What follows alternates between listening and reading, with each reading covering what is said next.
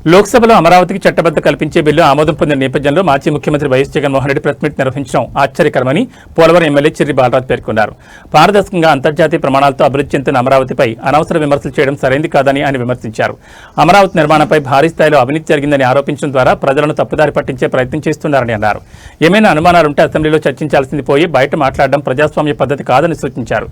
అసెంబ్లీకి రాకుండా బయట ఆరోపణ చేయడం బాధ్యతారాహిత్యమని ఆయన అన్నారు. రాష్ట్రానికి రాజధాని అనే భావన రాజ్యాంగంలో లేదని చెప్పడం, మరోవైపు 3 రాజధానుల ప్రతిపాదన తీసుకురావడం పరస్పర విరుద్ధమని విమర్శించారు. మచిలీపట్నం, విజయవాడ, గుంటూరు ప్రాంతాలను కలిపి కొత్త పేర్లతో సూచనలు చేయడం అసంబంధమని వ్యాఖ్యానించారు. జగన్ వ్యవహారం చూస్తుంటే బాధ్యత లేకుండా మాట్లాడుతున్నట్లు అనిపిస్తోందని అన్నారు. ఇక ఉప ముఖ్యమంత్రి పవన్ కళ్యాణ్ పంచాయతీరాజ్ శాఖను దేశంలోనే అగ్రస్థానంలో నిలిపేందుకు కృషి చేస్తున్నారని ప్రశంసించారు. పంచాయతీరాజ్ శాఖకు జాతీయ స్థాయిలో వచ్చిన అవార్డులు కనిపించకపోవడం ఆశ్చర్యకరమని పేర్కొన్నారు. గిరిజన గ్రామాల అభివృద్ధికి ప్రత్యేక శ్రద్ధ చూపుతూ అడవితల్లి బాట వంటి కార్యక్రమాల ద్వారా గ్రామీణ అభివృద్ధి కృషి చేస్తున్నారని తెలిపారు. ప్రెస్ మీట్ తర్వాత రాష్ట్రాన్ని వదిలి వెళ్లే నాయకులు అభివృద్ధిపై మాట్లాడడం సమంజసం కాదని విమర్శించారు. 3 ప్రాంతాల పేరుతో మళ్లీ రాజకీయ నాటకాలు మొదలుపెట్టడం రాష్ట్రానికి మంచిది కాదని పేర్కొన్నారు. ప్రజల అభివృద్ధి లక్ష్యంగా ప్రభుత్వం ముందుకు సాగుతోందని, అడ్డంకులు సృష్టించే ప్రయత్నాలను ప్రజలు గుర్తిస్తున్నారని ఎమ్మెల్యే చిర్రి బాలరాజు స్పష్టం చేశారు.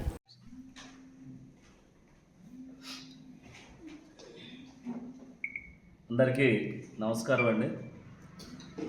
ఈరోజు ముఖ్యంగా పోలవరం నియోజకవర్గానికి సంబంధించి ఈ ప్రెస్ మీట్కి హాజరైనటువంటి మీడియా మిత్రులకి, ప్రజానీకానికి అందరికి కూడా నమస్కారం అండి. ఈరోజు ముఖ్యంగా ఏదైతే ఒక 3 రోజుల క్రితం అసెంబ్లీలో రాజధాని అమరావతి అనేటువంటి ఒక తీర్మానం చేయటం జరిగింది. దానికి సంబంధించి ఆ బిల్లు ఈరోజు పార్లమెంట్లో కూడా పాస్ చేయటం జరిగింది. ఈ పాస్ చేసే క్రమంలో ఏదైతే వైసీపీ నాయకులు కానీ, ఎంపీలు కానీ ఈరోజు ఎన్డీఏ కూటమి పైన, అలాగే ఉప ముఖ్యమంత్రి పైన, అలాగే ఈరోజు అభివృద్ధి చూసి ఓర్చుకోలేనటువంటి వైసీపీ నాయకులు కానీ, అలాగే వైసీపీ అధ్యక్షులు జగన్మోహన్ రెడ్డి కానీ ఈరోజు ఎంతో దారుణంగా మాట్లాడినటువంటి పరిస్థితి ఈరోజు మనం చూస్తున్నాం.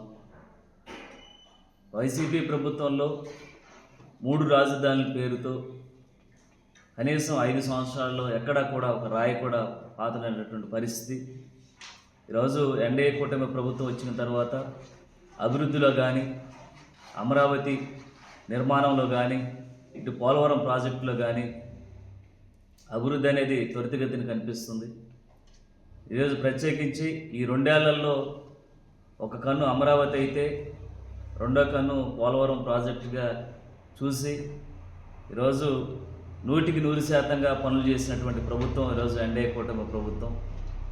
ఆ బిల్లుని ఈరోజు అమరావతి రాజధాని బిల్లుని పాస్ చేయకోకుండా వాకౌట్ చేసి పార్లమెంట్లో ఎంత దారుణంగా మాట్లాడారో, అలాగే ప్రతి మంగళవారం, బుధవారం ఆ వైసీపీ పార్టీ అధ్యక్షుడు జగన్మోహన్ రెడ్డి అనేటువంటి వ్యక్తి ఈరోజు ఒక అక్కాసుతో ఎక్కడ అయితే ఈ ప్రజల్లో మంచి పేరు వస్తుందో, ఎక్కడ వీరందరూ మళ్ళీ బలంగా క్షేత్రస్థాయిలో పాతిపోతారనేటువంటి ఉద్దేశంతో ఈరోజు మళ్ళీ అయ్యగారు బెంగళూరు నుంచి వచ్చి మళ్ళీ ప్రెస్ మీట్ పెట్టడం జరిగింది.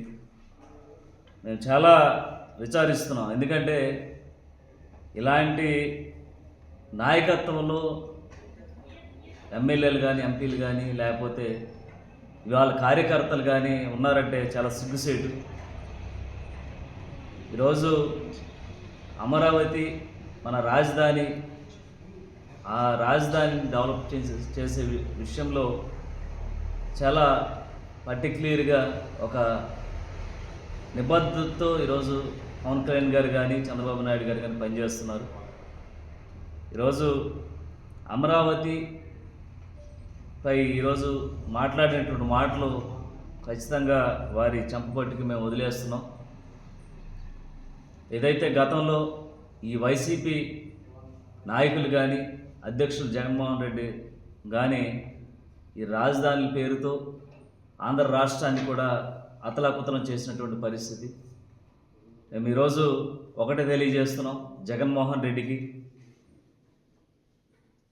25వ స్థానంలో ఉన్నటువంటి ఏదైతే రెవెన్యూ శాఖను ఈరోజు మొదటి స్థానంలో తీసుకొచ్చినటువంటి ఘనత పవన్ కళ్యాణ్ గారిది. ఈరోజు ఆయన ఆ శాఖకి సంబంధించి సుమారు 5 ఏదైతే ఆయన బహుమతులు అందుకోవడం జరిగింది, 5 అవార్డులు అందుకోవడం జరిగింది.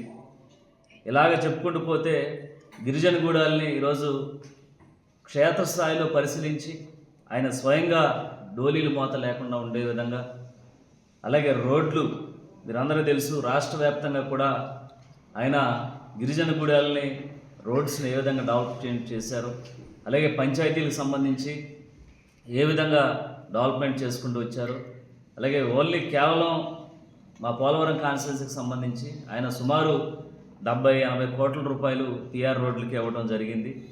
ఈరోజు ఇలాంటి నోటి దురదతోటే 151 సీట్లు ఉన్నటువంటి వైసీపీని ఈరోజు ప్రజలందరూ కూడా 11 సీట్లకే కూర్చోబెట్టారు. ప్రజలందరూ చూస్తున్నారు. గతంలో ఏదైతే మీరు అసెంబ్లీలో కానీ